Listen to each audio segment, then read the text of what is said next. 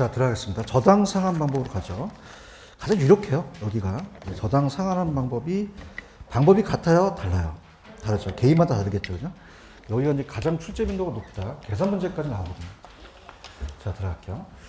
우리가 이제 기출 문제에서는 물어보는 게 저당 상환 방법을 물어볼 수 있고요. 저당하는 상환하는 방법.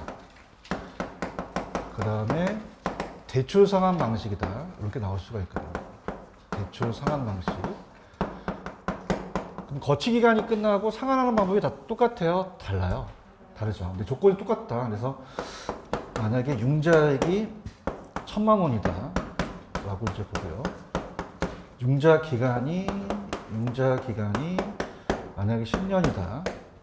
이자율이 이제 고정되는 10%로 간다면 연 10%로 고정금리로 이제 간다. 이렇게 본다면 조건은 같은데 상환하는 방식이 다 똑같아요? 달라요? 그래서 첫 번째 보시면 원금 균등 상환이라는 단어가 있나요? 자, 그럼 우리가 글씨를 본다면 원금 균등은 그냥요 원금이 균등해요. 그냥요 글씨에 나와 있어요. 그 원금이 똑같다는 얘기잖아요, 그죠? 원금 균등 상환 방식. 자, 그럼 얘는 뭘 물어보냐? 원금이 똑같다는 건 다 알기 때문에 원금은 균등하다는 건 다 알고 있죠. 자, 그럼 이제 중요한 거는 이자랑 원리금을 내요. 자, 그럼 어떻습니까? 항상 이자율이라는 거는 상환된 금액에 적용시켜요? 남아있는 금액에 적용시켜요? 첫 해는 상환이 됐어요? 아직 안 했어요? 안 했으니까 이자가 제일 높죠, 그죠? 처음에 이자가 제일 높고 점점 이자가 준다는 얘기예요. 이자가 줍니다. 그럼 전체적으로 봤을 때는 원금 플러스 이자가 원리금이잖아요. 그럼 처음에는 원리금이 적겠어요? 제일 많겠어요? 많고 점점 주니까 체증식이겠어요? 체감식이겠어요? 체감식이죠. 전체로 본다면 체감식이다. 근데 원리금 균등은 원금이 균등해요? 원리금이 균등해요? 어떻게 아셨어요? 그 글씨에 나와 있잖아요, 그죠? 그 캐치하셔야 되는 거죠. 그러니까 원리금이 균등하다는 걸 다 알기 때문에 그 안에 차지하는 원금과 이자에 차지하는 비중을 낸단 말이에요. 우리가 준비를 하셔야 되는데 그러면 어떻죠? 이렇게 간다면 자, 요거는 원금이 균등합니까? 원리금이 균등합니까? 그럼 이 안에서 원금과 이자에 차지하는 비중을 물어보는 거죠.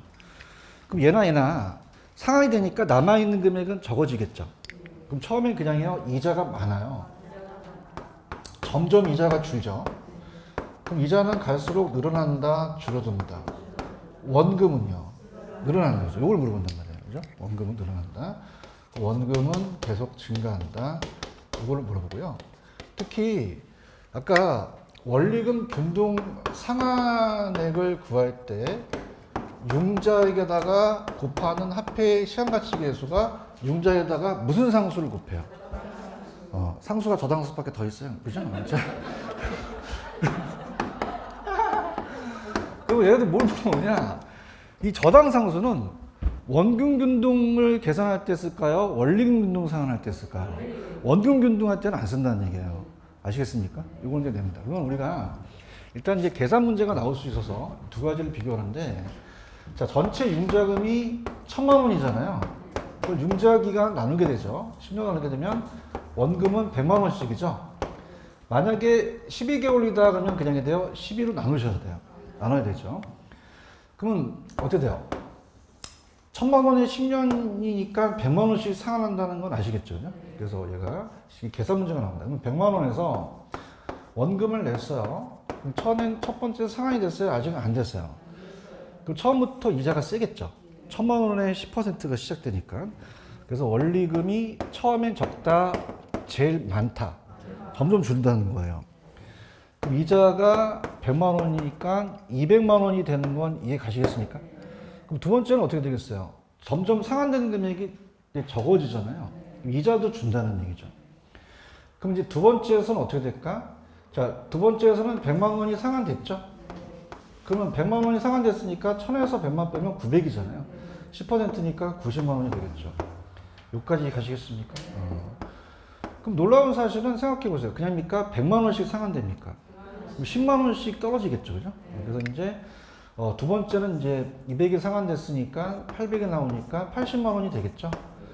그럼 180만 원이 나온다. 그 마지막에 10회 때는 100만 원만 나오니까 뭐 110만 원이 되겠죠. 그래서 우리가 최증식이에요, 최감식이에요. 자, 그래서 이게 이제 원금 균등이고 원리금 균등 상환 방식은 일단 우리가 1000만 원이라는 건 알고요. 저당상수라는 건 구해줘요. 한 0.13이라고 볼게요. 그럼 130만 원씩 상환하겠죠. 그럼 130만 원이라는 자체는 그냥요, 이건 원리금이에요. 원리금이죠. 원리금이 균등하죠. 얘는 이제 뭘 물어보냐. 자, 이자는 알고 있기 때문에 원금을 물어봐요. 뭘 물어본다? 원금. 바꿔서 물어본다는 거죠.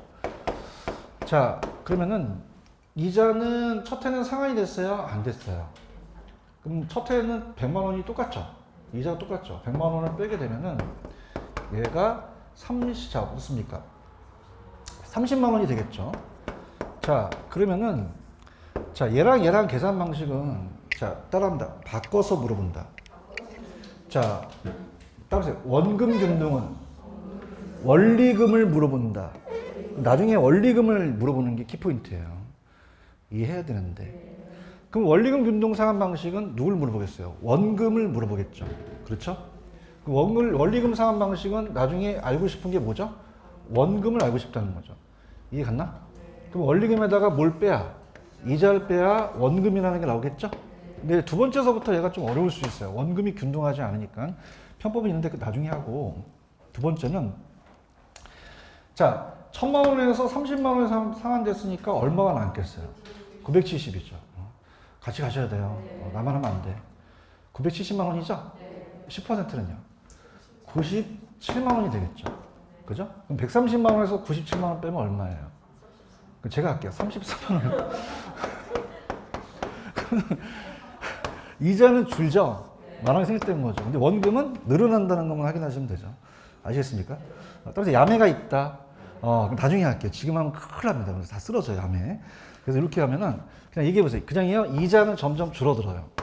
원금은요, 늘어난다. 이렇게 보시면 되고, 젊은 신혼부부 같은 경우는 처음에는 소득이 많아요, 소득이 적어요. 처음엔 적게 내는 게 낫죠. 그걸 이제 점증식이라고도 하고, 최증식이라고도 해요. 자, 그럼 얘는 처음에 많이 낸다, 처음에 적게 낸다. 적게 내니까 갚아야 할 금액이 점점 점증하고 최승하죠? 그럼 신혼부부 같은 애들은 어떻게 돼요? 신혼부부, 젊은 부부들은 그냥입니까? 소득이 처음엔 작습니까? 소득이 증가할 걸 예상하죠? 그럼 이게 또 좋단 말이에요. 근데 이제 원리금이 이자 지급에 또 못 미치니까 잔액이 더 늘어나요. 그래서 1040만 원 늘어나서 갚아야 할 금액이 많아지니까 자, 따라서 마이너스 상환, 부의 상환이 초기서부터 나타납니다. 근데 이걸 이따 제가 그래프로 제가 말씀을 드릴 테니까 초기서부터다. 그러면 얘는 만 원을 뺐어요. 60만 원, 그다가 얘가 200만 원, 얘가 130만 원이라는 것은 원금 균등이 초기 제일 많이 내겠죠. 그래서 기출문제에 그래프가 두 가지가 떴는데 원리금에 대한 그래프가 떴고 잔금에 대한 그래프가 떴어요. 자, 그럼 원리금은 자, 초기하고 후기를 봤을 때 염지 어떻게 가시냐. 이 원리금이 초기하고 후기가 어떻게 되냐. 자, 그러면 이렇게 갔을 때 저랑 따라오셔서 자, 따라합니다. 원리금 균등부터 근다. 원리금 균등은 그냥이에요. 초기에서부터 원리금이 균등이에요. 균등하죠. 그런가요? 그래도 이렇게 균등하다는 건 당연하죠. 그러면 처음도 130이지만 나중도 130이죠. 이렇게. 그래서 원리금 균등부터 보세요. 그럼 원리금 균등부터 보고 그 다음에 자, 최정식이라는 뜻은 뭐예요? 점점 올라간다는 뜻이죠. 그럼 최정식은 초기에 많이 내요? 초기에는 적게 내요? 적게 내고 점점 늘어나니까 최정식이죠. 그 원금 균등 하나밖에 안 남았잖아요. 그 원금 균등 상환 방식은 그냥입니까? 최감식입니까? 이렇게 되는 거죠. 그럼 얘가 200이 내니까 제일 많이 내겠죠. 이거 이해 가셨나? 그러면 차입자하고 대출자가 달라진다는 얘기예요. 차입자는 그냥입니까? 얘가 이 원리금의 부담이 적어요? 커요? 초기에 크죠? 그 다음에 얘고 얘가 되겠죠. 근데 대출자 입장에서는 원금 균등 상환 방식이 그냥입니까? 빨리 해소할 수 있습니까? 해소 비용을 줄일 수 있다는 거죠. 이해 가셨나? 근데 잔금이라는 게 좀 어렵게 떴어요. 잔금이 그래프가 이렇게 쭉 내려가는 게 떴는데, 자, 이것도 이제 이해를 돕기 위해서 가볼게요. 자, 따라서 잔금. 그럼 초기에서부터 후기로 갈수록 잔금이 점점 줄겠죠. 자, 그럼 갑니다. 자, 초기에는 이제 1,000만 원이에요. 1,000만 원이 잔금이 줄어들죠. 자, 그러면서 원금 균등은 균등하게 떨어지는데, 자, 들어보세요. 원금 균등은 그냥요, 원금이 균등해요. 그러면 잔액도 일정하게 떨어지겠죠. 얘기해봐요. 그러면 1,000만 원에다가 100만 원 상환하면 900이죠. 또 100을 빼면 800이 되겠죠. 뭐 이해해야 되는데. 이해했나 모르겠네. 그냥야 금액이 일정하게 떨어져. 그럼 일정하게 이렇게 떨어지겠죠. 같이 합시다. 그럼 처음엔 1,000만 원이죠. 100만 원 상환됐으면 잔액이 얼마? 900. 또 뭐 하는지 알아야 돼. 그 다음에 금액이 똑같이 떨어지잖아요. 응? 그래서 이게 직선으로 떨어지는 거야. 아따, 분위기. 알겠어요? 근데 이게 원리금 균등은 그냥요, 처음에 원금을 조금밖에 안 갚아요. 그리고 똑같이 떨어지지 않겠죠. 처음에는 잔액이 조금밖에 안 떨어진다는 얘기예요. 그럼 얘는 조금밖에 안 갚다가 나중에 확 갚을 수 있죠. 근데 최증식 아십니까? 최증식은 그냥요, 잔금이 더 늘어나요. 이렇게 돼요, 이렇게. 이해되는데. 어머, 잔금이 그냥 있어, 늘어났어. 늘어났잖아요. 근데 후기에서부터 늘어나나요? 초기에서부터 늘어나나요? 1,000만 원이 아니라 1,040만 원이 높아졌다는 얘기예요. 1,040만 원이 높아졌다는 거는 금액이 더 많아졌죠. 그래서 따라서 부의 상환, 마이너스 상환이 나타나는 거죠. 근데 부의 상환이 후기에서부터 나타납니까? 초기에서부터 나타납니까? 초기에서부터 나타날 수 있어요. 아시겠어요? 그럼 우리가 잔액을 구한단 말이에요. 잔액을. 그러면 중도 상환 시 잔액을 봤을 때는 쟤랑 거꾸로 되면 되는 거야. 자, 얘는 처음에는 차입자가 무슨 균등이 제일 부담이 큽니까? 원금. 똥같이 칠게. 그 다음에 원리금. 그 다음에 최저식이 되겠죠. 맞습니까? 근데 남아있는 거는 반대죠. 잔액은 누가 제일 많이 남겠어요? 최증식이 남아있는 금액이 크겠죠. 대답해봐요. 그럼 남아있는 금액이 크다는 건 그냥입니까? 납부할 금액이 많습니까? 그럼 이자도 많고 전체 금액이 커진다는 얘기예요. 그럼 중간에 있는 건 원리금 균등이 되겠죠. 반대로 생각하시면 돼요. 원리금 균등이 되겠고요. 원리금 균등이 되겠고, 그러면 잔액이 제일 적게 남는 건 누구지? 원금 균등이 중도상환 시 잔액이 제일 적게 남는 거죠. 이해 가셨나? 그래서 들어볼게요. 자, 책에 천천히 가볼게. 갑니다. 책에 보시면은 첫 번째 원금 균등 상환 방식이 있어요. 자, 얘는 원금이 어떻게 돼? 매기간 균등한 원금 상환분과 불균등한 이자로 합으로 구성되어 있죠. 그럼 매기간 원리금 상환은 이자분이 감소되므로 그냥요, 점차 감소를 해요.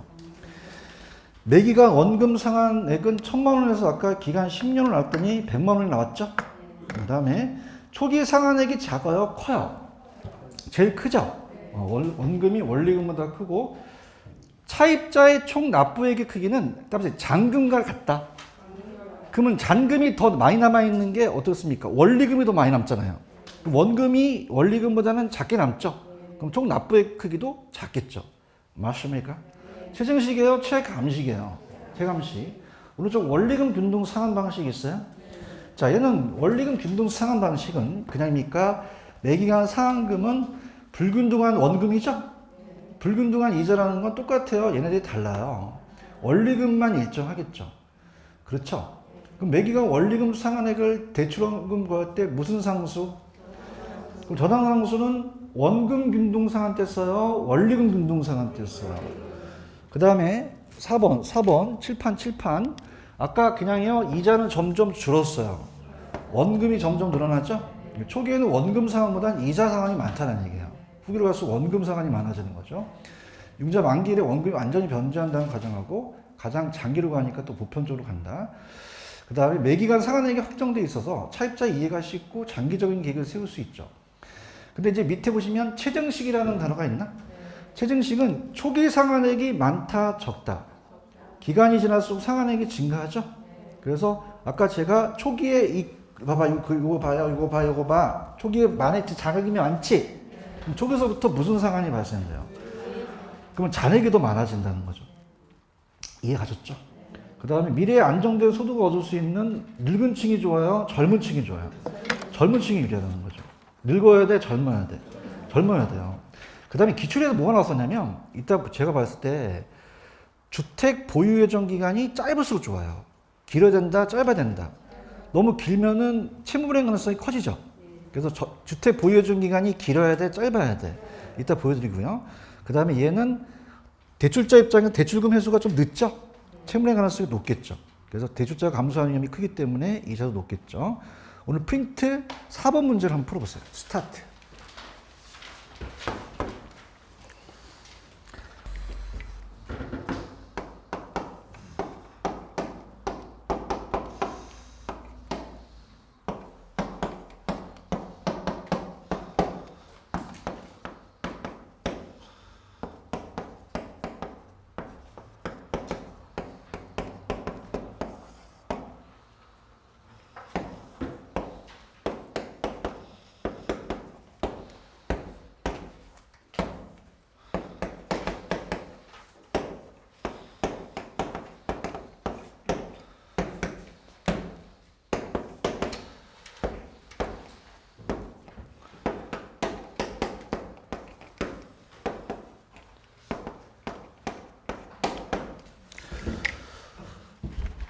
자, 천천히 갑니다.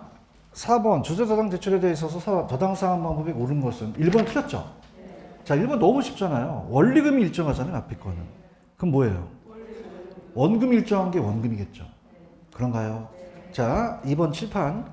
첫해 월불이익 납부의 만기 전에 중도 상환할 경우 대출 잔액이 있나요, 잔액? 칠판. 그럼 어떤 상환 방식이 제일 커요? 최정식이 점증식이죠. 원리금, 원금이니까 2번이 맞겠죠. 그 다음에 3번이 기출이라고 적어놓으세요. 기출. 자, 일단은 기출이라고 적어놓으시고, 자, 할게. 최정식은 미래 소득이 감소할 거로 예상되는, 증가할 거로 예상되는. 만약에 감소할 거로 예상되면 맞다 틀리다? 틀려요. 증가할 거로 예상되는 것이 또 나왔었고, 늙어야 돼? 젊어야 돼? 주택 보유 예정 기간이 짧을수록 더 유리하다는 거죠. 길어야 돼? 짧아야 돼? 사람이 차입자거든요. 그런가요? 그러면 늙은이 나와야 돼? 젊은이 나와야 돼? 길어야 돼? 짧아야 돼? 자, 따보세요. 젊고 짧고 늙고 길고 찍으시면 안 돼요. 최근식은. 아시겠어요? 대출기간 입장이라고 돼 있나? 칠판. 대출기간 입장은 빨리 해소하는 게 좋죠. 그럼 어떤 게 제일 좋겠어요? 대출자 입장에서. 원금, 원리금, 최근식이 되겠죠. 그럼 대출자 입장에서는 어떻게 돼요? 원리금이 원금보다 원금 회수가 빠르다, 느리다? 느리다. 이렇게 보시고. 아까 부의 상환 기억하십니까? 자, 칠판. 아까 부의 상환이라는 건 그냥이야. 이 금액이 많아졌어. 언제서부터 많아지는 거야? 초기서부터 많아지는 거죠. 상환 초기서부터 부의 상환이 발생할 수 있어요. 정답 몇 번? 2번. 이렇게 보시면 되고. 자, 그 다음에 이제 제가 5번 문제를 옆에다 껴놓으세요. 5번 문제를 껴놓으시고 347페이지로 한번 가보세요. 347로 가시면 347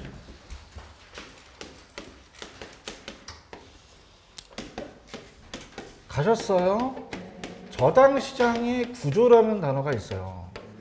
그럼 제가 교수님 뭐가 나올까요? 따보세요. 1차 저당 시장, 2차 저당 시장. 자, 이걸 그냥요 바꿔낼 수 있어요. 그래서 그게 5번 문제가 이제 바꿀 수 있는 그런 틀을 제가 냈거든요. 보금자리론이라고 들어보셨죠? 그래서 이게 보금자리론이에요. 무주택 차입자가 이제 어떻게 될까?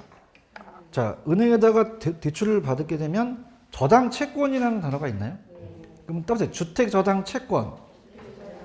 주택을 저당권으로 설정하죠. 그럼 채권이라는 건 차용증이에요. 그죠? 차용증을 발행해서 돈을 갚아 나가야 된다는 거죠. 맞습니까? 자, 그럼 이것도 돈을 빌렸으니까 이건 지분이에요. 이것도 부채예요. 부채금융에 들어가는 거죠. 맞나? 그러면 이 은행이 가만히 있어야 돼요. 이걸 채권을 유동화시켜야 돼요. 유동화 중개기간 한국주택금융공사한테 넘겨버리죠. 그러면 가만히 있어요. 투자자한테 팔아요. 증권화 시켜서 판다는 얘기예요. 그게 MBS라는 얘기예요. 이게 따라서 보금자리론. 이게 보금자리론 구조예요. 맞나? 그럼 보금자리론 구조에서 현금화가 가능하다 보니까 저리로서 상품을 판매할 수 있다는 거죠. 이해 가셨어? 그럼 갈게. 자, 보금자리론은 단기예요? 장기예요? 저리고 10년, 15년, 20년, 30년 상환이죠? 근데 자, 오피스텔 해야 돼요? 무조건 아파트 주택이 해야 돼요. 주택입니다. 그럼 아파트도 공동주택에 들어가니까 금액이 얘가 1억짜리 집을 사려고 얘한테 자금을 대출받죠. 자, 그러면 따라해봐요. 저당 채권 그런 게 그림이 있어요? 근데 원래는 주택이라고 이제 앞에 적어요. 주택 저당 채권. 그럼 주택을 저당 잡아서 채권이라는 건 차용증을 쓴 거죠. 그 돈을 빌려준 거죠. 얘한테. 그러면 얘한테 채권을 줘서 차용증을 써줘서 얘한테 원리금을 갚아나가요. 그럼 얘는 1차 대출기간이라고 하는데 얘의 근거는 현금 근거와 채권 근거가 있어요. 현금 근거와 채권 근거. 자, 그러면은 여러분들 보세요. 현금을 많이 돈을 주다 보니까 현금이 부족할 수도 있죠. 그러면 어떻게 돼요? 갑자기 유동성 위험. 자, 무슨 말이냐? 아까 제가 A은행이 예치시킨 돈으로 돈을 빌려줬잖아요. 기억나세요? 그러면 갑돌이가 1억을 예치시켜서 예금금리를 받고, 자, 그 다음에 이 을돌이한테 담보대출을 해서 장기로 대출해 주죠. 그래서 대출금리를 받아요. 그럼 예금금리를 더 많이 받겠어요? 대출금리를 더 많이 받겠어요? 자, 근데 중요한 거는 예금금리는 단기 5년 미만짜리거든요. 그런가요? 여러분들 대출을 안 받았지만 은행에다 예치해 본 적이 있죠? 대출도 안 받아봐. 예치도 안 해. 나 무슨 강의를 하니? 보통 예치가 막 30년 예치하는 게 없어요. 5년 미만이거든요. 그러면 이건 장기예요? 단기예요? 그걸 이해해야 된단 말이에요. 은행이 왜 위험한지를. 예치도 시켜보시고 대출도 해보시고, 그지? 그래야 되는데 하나도 안 한 것 같은데. 뭐 말이 통해야 말이지. 그러면 얘는 장기예요? 단기예요? 5년짜리밖에 없어요. 예치는요. 그렇죠, 그죠? 그러면 지금 얘가 그냥요 단기로 돈을 꼬은 거죠. 그러면 돈을 갚아야 되잖아. 그지? 근데 얘는 그냥요 장기로 대출해 줬어. 30년을 대출해 준 거야. 그렇지? 그럼 원리금을 갚아 나가는 돈으로 얘 돈을 주기가 어려워서 부도가 날 수도 있다는 얘기예요. 현금이 없으니까. 은행이 부도난다는 얘기 들어보셨어요? 은행이 부도나면 큰일 나거든요, 이제. 그렇죠? 그러면 요거를 그냥 해야 현금화 시켜야 돼요. 따라서 유동화 시켜야 돼요. 채권을 유동화 시켜야 되는 거죠. 아시겠습니까? 그러니까 단기 자금을 끌어왔지만 이 장기로 대출해줘서 이걸 유동화 시켜갖고 현금을 많이 보유해야 된단 말이에요. 맞나? 그럼 이 채권을 그냥야 공사한테 팔어. HF한테 팔죠. 이해되는데? 팔면 그냥야 현금이 들어와서 돈을 대출해 줄 수 있다는 거예요. 맞습니까? 그래서 HF라고 들어보셨죠? 한국주택 금융공사가 탄생하시게 된 거죠. 별로 안 궁금해요. 자, 그러면 그냥야 중개기간이 있어야겠죠? 그래서 공사라는 게 탄생이 됐어요. HF가. 한국주택금융공사를 만들게 된 거죠. HF. 그래서 한국주택금융공사인데, 우리가 이제 실무에서도 보통은 이제 KHFC라 그래요. 그럼 KFC야, KHFC야? KFC는 닭을 만들죠, 그죠? 근데 보통 현장에 나가시면 다 HF라 그래요. 뭐라고 한다? 여러분들 왜 중도금 대출 받죠? 보증서 끊어진다는 거 들어봤나? 허가하고 HF도 끊어주거든요. 맞나? 그래서 얘한테 그냥야 채권을 팔지? 같이 갑시다. 그러면 현금이 팍팍팍 들어오네? 유동화가 되네? 그래서 이게 대출이 될 수 있다는 얘기예요. 그래서 얘가 채권을 주게 되면은 자금을 준단 말이야.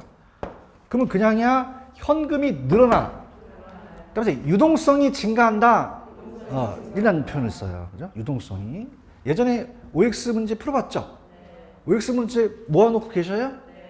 다 버렸을 것 같아. 자, 그럼 유동성이 작아진다, 증가한다. 그럼 현금이 많아진다는 거죠. 맞습니까? 그럼 그만큼 유동성에 따른 위험도 적어지겠죠? 유동성 위험이 적어진다는 얘기예요. 자, 그러면 어떻게 된다? 얘는 한정된 재원으로 많은 사람을 대출해 줄 수 있죠. 유동화가 되니까. 그래요? 그러면서 이제 요게 팍팍팍 가는 거죠. 그래서 이 보금자리론이 장기 고리예요, 절이에요? 얘가 위험을 줄일 수 있다는 거잖아 말이야. 정부가 개입을 한 거란 말이에요. 그렇죠? 그럼 얘는 가만히 있어요. 이 채권을 팔아요. 투자자한테 파시죠. 파셔서 투자자를 모아가지고 얘들아 이 채권 좀 사라. 그래서 자금을 또 끌어오는 거예요. 그럼 그때 만드는 증권이 MBC야, MBS야. MBS를 발행한다는 거죠. 그죠? 저당 풀로서 이제 여러 가지를 모아서 증권화시켜요. 그러면 이제 이걸 증권화시켜서 만든 게 MBC다, MBS다. MBS. 그래서 이거를 번역해 줄게요. 주택이라는 게 들어가고 모기지가 저당이고 빼기 담보고 S가 증권이에요. 따라해보세요. 주택 저당 담보 증권. 그럼 뭘 저당 잡았어요? 담보로 해서 증권화 시켰죠? 그럼 얘는 거기에 대한 그 투자를 한 거죠. 근데 주의하실 게 얘가 1차 대출 기간과 얘가 2차 대출 기간이라고 한다면 주의하실 게 봐봐. 얘는 그냥 있어요. 이 차용증을 썼어요. 따라서 차용증, 채권, 돈을 빌려준 거잖아요. 네? 그럼 얘한테 또 얘가 또 빌려준 거죠? 그럼 얘가 돈을 빌려주게 된 거죠. 주식이에요? 채권이에요? 채권이란 말이야. 맞죠? 그럼 채권이나 사채로 발행했기 때문에, 자, 따라서 채권을 증권화. 그러면 채권을 샀다는 거는 차용증을 산 거잖아요. 그럼 얘가 이자를 먹겠잖아요. 그럼 타인 자본을 조달하게 된 거죠. 따라서 부채금융이 되는 거죠. 부채금융.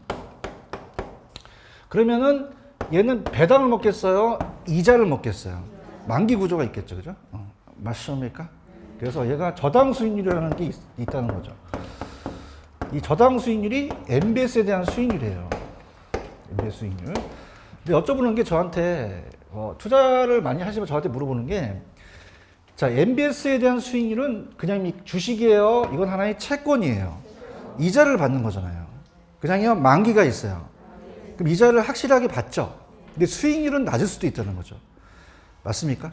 자, 이거 다음에 제가 리츠를 할 텐데, 리츠는 주식이다. 주식은 그냥요, 배당을 먹어요. 원금 손실이 있을 수도 있잖아요. 근데 이건 그게 안전하다는 거죠. 근데 중요한 거는 손실은 없지만 그냥입니까? 좀 안전합니까? 안전하기 때문에 일반 투자자가 투자하는 게 아니라 국민연금관리공단 들어보셨어요? 기관 투자자들이 많이 투자를 해버려요. 그죠? 수익률이 높다, 좀 낮다. 안정됐기 때문에 너무 수익률에 대한 게 너무 높지 않기 때문에 들이대진 않거든요. 그래서 그럼 투자자가 이 저당 수익률이 요구 수익률보다 작아야 돼요? 커야 돼요? 요구보다 커야 되죠. 그래서 요구 수익률이 이제 만족을 해야 된단 말이에요. 요건 작아야 되니까. 그러면 생각해 보세요. 요즘 정기금이자나 국공채이자가 높습니까? 낮습니까? 그럼 연 만약에 1.5%라면 얘는 2%라면 이익이 있는 거죠. 얘기해봐요. 그럼 이게 있어야지만 이게 돌아간단 말이에요. 그렇죠? 그러면 지금 몇 차 시장과 몇 차 시장이 있어요? 그럼 바꿔낼 수 있겠죠? 자, 이걸 우리가 공부해 보자는 거예요. 1차 저당 시장은 요 차입자와 대출자를 이루어진 시장으로서 얘는 주택의 저당의 수요자가 되고 또 우리가 이 은행이 공급자한테도 개발업자한테 빌려줘요. 자, 그렇게 되면은 이 차입자와 은행으로 이루어진 시장은 몇 차 저당 시장이다. 자, 우리가 대부분 우리가 알고 있는 걸 여러분과 저 같은 경우는 몇 차 시장에서 끝나버려요. 1차죠. 2차는 안 다루잖아. 얘기 좀 해봐요. 가갖고 막 아는 척 하면 안 돼요. 그죠? 가서 이걸 딱 대출해줘갖고 은행한테 그러는 거야. 이거 채권이요. 공사한테 팔 거죠. 그러면 어머 깜짝 어떻게 하셨어요? 학교로는 배웠어요. 막 그런 거란 말이에요. 그러니까 여기는 건드리는 게 아니에요. 여기서부터는 은행이 하는 거잖아요. 맞습니까? 그러면 은행하고 요거하고 얘하고 얘가 이런 시장이다. 몇 차다? 2차 시장, 2차. 그래요? 그럼 이따가 마치실 때 2차 저당 시장과 2차를 바꿔낼 수도 있죠. 그러면은 차입자가 나오면 몇 차로 가셔야 돼요? 투자자가 나오면요. 차입자는 1차 있죠. 그럼 차입자는 2차와 관련이 있다 없다? 없다라는 거죠. 그 다음에 얘가 이 채권을 반드시 유동할까요? 자기가 보유할 수도 있을까요? 유동하게 되면 비용이 나가거든요. 그래서 얘네들은 다 보유할 수도 있고 팔기도 하겠죠. 그렇죠? 그럼 1차는 그냥입니까? 자금을 대출해 줬습니까? 그래서 주택자금 대출시장이라고 나왔어요. 주택자금을 담보대출 해주는 대출시장인데, 자, 2차는 대출해줬어요? 자금을 공급해줬어요? 그래서 주택자금 공급시장입니다. 주택에 대한 자금의 공급시장이다. 이렇게 보시고요. 자, 1차는 그냥요, 대출했어요. 얘기해봐요. 대출했잖아요. 이 채권이 형성된 거죠? 돈을 현금화가 됐어요? 아직 안 됐어요?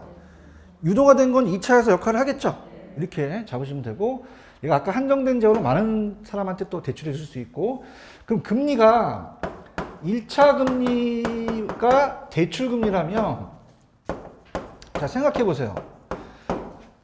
따라해 보세요. 중간에 마진을 먹는다. 그럼 어떻게 나중에 가면은 더 이자가 낮아지겠죠? 맞습니까? 그럼 이 금리는 몇 차 금리가 높아야지만 유도가 됩니까? 1차가 높아야 돼요. 그런가요? 그럼 2차에 대한 이자보다 몇 차가 높아야 된다? 1차가 높아야 되죠. 실제 대출 금리가 높잖아요. 얘기해보자, 우리 실무에서. 그렇죠? 봐봐. 이 MBS는 그냥이야, 이 만기가 있어. 채권이지. 확실하지. 근데 그냥이야, 수익은 그렇게 높지는 않아. 그래서 기관들이 많이 투자한단 말이에요. 그렇죠? 그럼 세도한 얘가 국공채 이자나 정기예금 이자보다는 커야 되죠. 그럼 1.5 정도가 예금 금리라면 이거가 낫다는 거지. 맞지? 근데 대출 금리를 1.5% 주는 은행이 있을까? 나 좀 소개시켜줘. 그럼 그냥이야, 더 받아. 4% 받는 거죠. 몇 차 금리가 높아야 된다? 1차 금리가 높아야 돼요. 맞나? 이건 4%. 그럼 암기하지 마시고, 공인중개사도 몇 차가 있어? 개론이 몇 차야? 1차는 그에 합격하면 다음에 면제해주지? 그래서 비중이 세다는 거예요. 몇 차가 중요하다? 학교는 몇 차야? 열심히 하겠습니다. 자,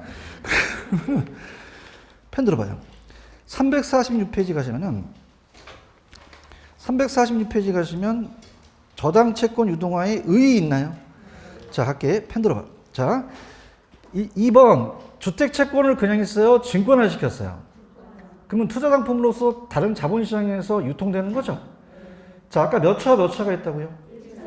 자, 1차는 그냥입니까? 저당 채권이 형성됐으니까. 2차에서 유통되고 유동화됐죠. 그 다음에 아까 4번 보시면은 이 단기 자금을 장기 자금으로 대체할 수 있죠? 이렇게 해서 유동화됐고, 그 다음에 참 어려운 게 밑에 보시면 MBS 있어요? 그럼 MBS는 따라해요. 주택저당담보증권. 그럼 뭘 저당 잡아서? 증권화 시켰죠. 그래서 1차가 발행할 수도 있고 2차가 발행할 수도 있고 전문회사가 할 수도 있거든요. 근데 오른쪽 보시면 ABS라는 게 있나? ABS는 차에 장착시키는 거야? 아니죠. 그럼 ABS는 뭐냐면 이게 자산이에요. 뭐다? 자산. 그래서 ABS는 자, 이게 자산담보부증권이에요. 자산담보부증권. 자, 그러면은 주택도 자산에 안 들어가요? 자산에 들어가요? 따라보세요. ABS 안에 MBS가 있다. 그럼 MBS는 ABS랑 똑같은데 MBS가 더 좁은 개념이 되는 거죠. 맞습니까? 그럼 자산을 담보로 하는 증권이라면, 자, 갈게요. 거기 보시면 지금 보고 계셔요? 그럼 자산은 하나밖에 있어요? 여러 개 있어요. 대출채권, 부동산도 여러 가지 있죠? 그걸 집합화시켜서 SPC라는 회사를 만들어갖고 증권화시켰다는 거죠. 352에 더 정확하게 나와 있어요. 가보세요. 352 가시면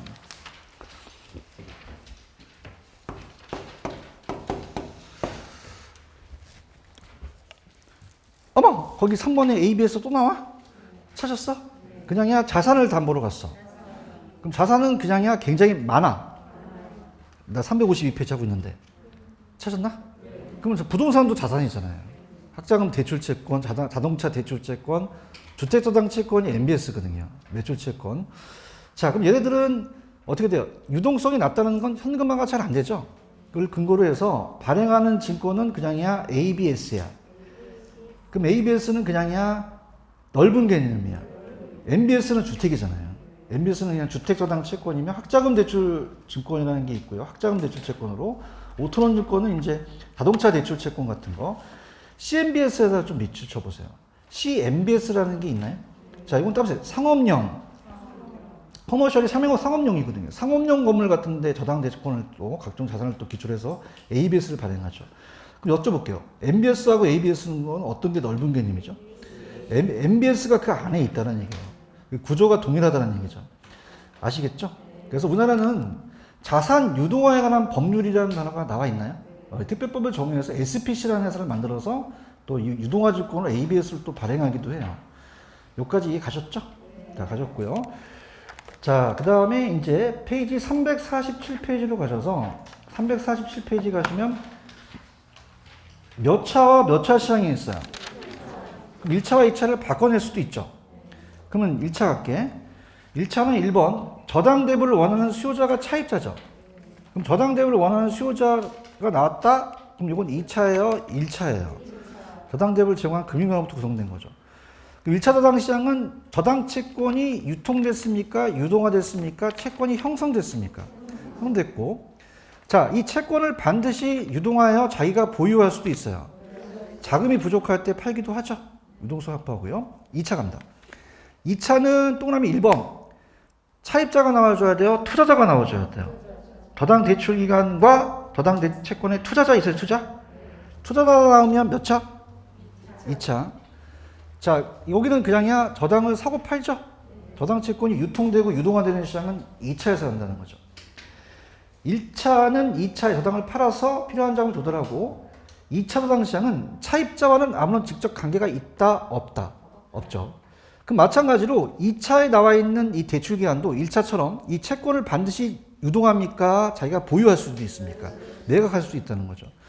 그래요. 4번 2차가 저당 유동화에 결정적인 역할을 하죠. 그러면 저당 유동화 제도에 결정적인 역할을 하는 건 몇 차 시장이에요?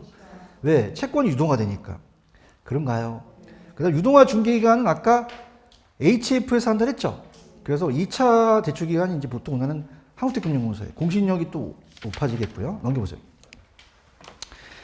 또 공신력이 높아지고 위험도가 낮으므로 저당 투자자들은 지불 이자율 낮은 적용하는 낮은 자금 조달 비용을 주택자금 공급할 수 있고, 아까 저당 투자자가 요구 수익률을 만족해야겠죠.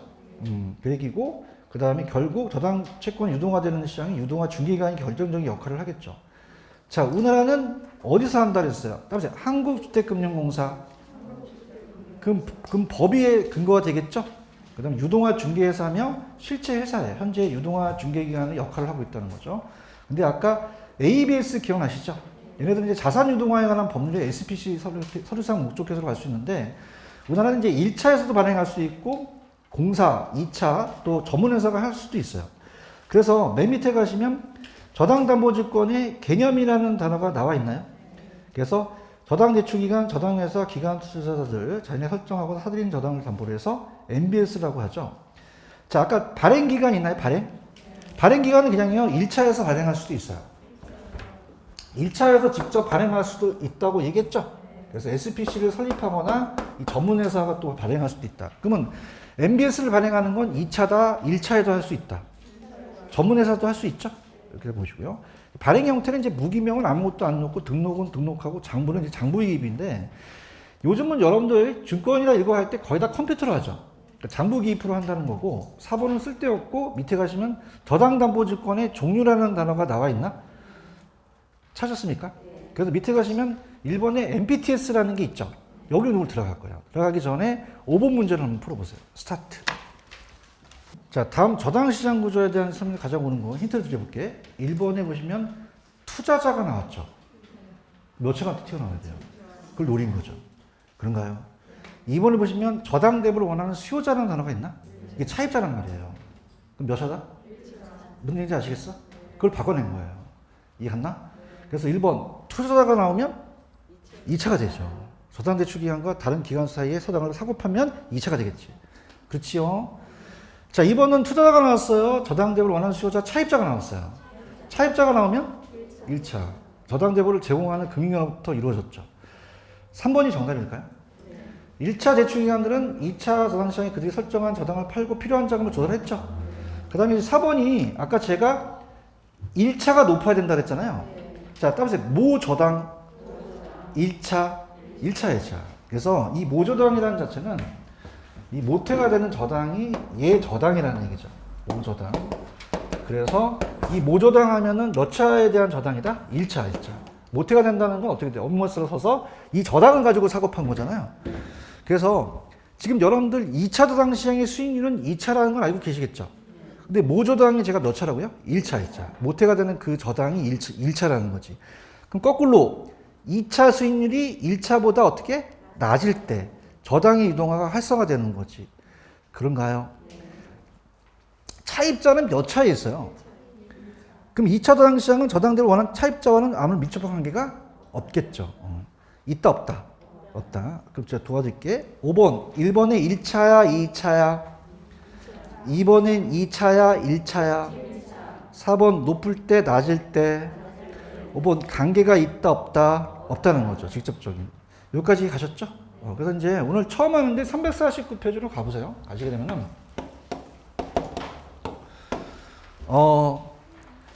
따라보세요. 영어가 나온다. 넘겨보세요. 넘기시면은 351페이지 가시면은 키포인트에 영어 나와 있죠. 그래서 요거 이제 중요한데, 야매가 있습니다. 있긴 한데, 야매가 중요해요. 먼저 이론을 가져가셔야 돼요. 따라보세요. MPTS, MBB, MPTB라는 게 있죠. 요거는 제가 조금만 쉬었다가 갈게요. 쉬었다 가시고, 요건 지우지 마시고 놔두세요. 요것만. 쉬었다 가겠습니다.